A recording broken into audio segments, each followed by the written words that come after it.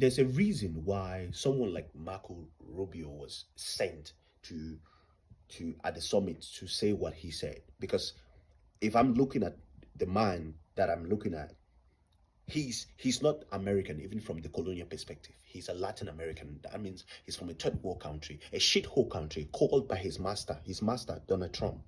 That's the name he calls the country he's from. He's a Latin American. The hair, the way he even styles his hair, the way he looks, he's a Latin American.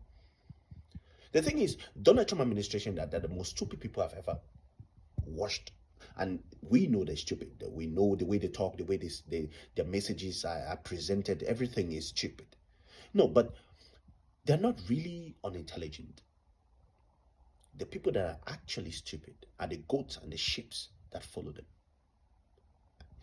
Someone like Marco Rubio is a sheep sent to the slaughterhouse to present a message he knows is wrong. He says something like, well, we shouldn't atone for purported sins.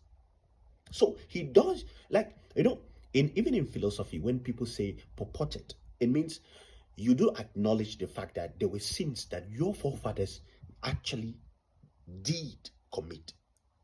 But now it sounds purported because you feel, because I didn't do it, so there are not consequences to it. But you don't see the line, you don't see the connection. Doesn't mean it doesn't exist.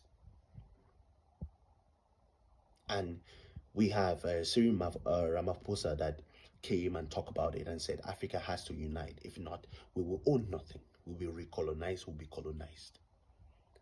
And no African president can talk about things like this because most of them can barely pee, most of them can barely talk, most of them can barely climb, they cannot walk. A few young African leaders that we have, yes, they haven't spoken to, and I wonder why. Maybe because of the backdoor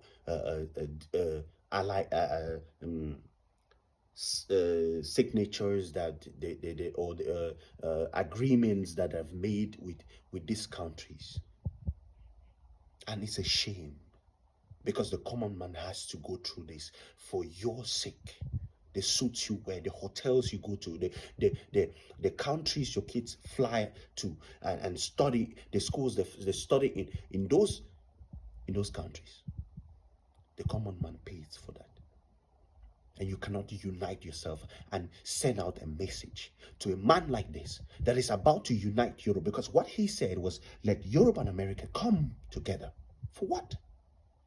So that they can just commit war, terror to anyone and everyone that they feel like they could do it. What is happening in Palestine? Journalists can talk about bullshit every day and come up with new theories and evidence that don't make no sense. But what I ask is, our leaders don't talk.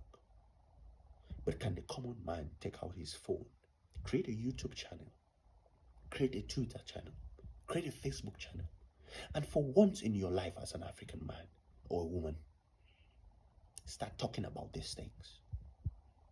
Even if not for money, just do it. Because our leaders will not do it for us. They have gone into contracts that they cannot take themselves out of it.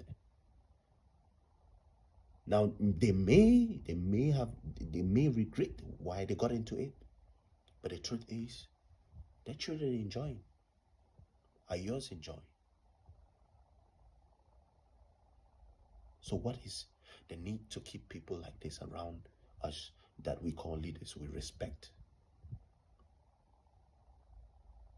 I don't love civil war, but I think if we don't erupt in order to fix, then we will stay where we are.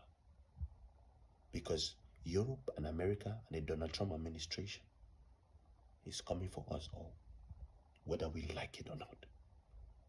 And we can keep wearing suits and ties and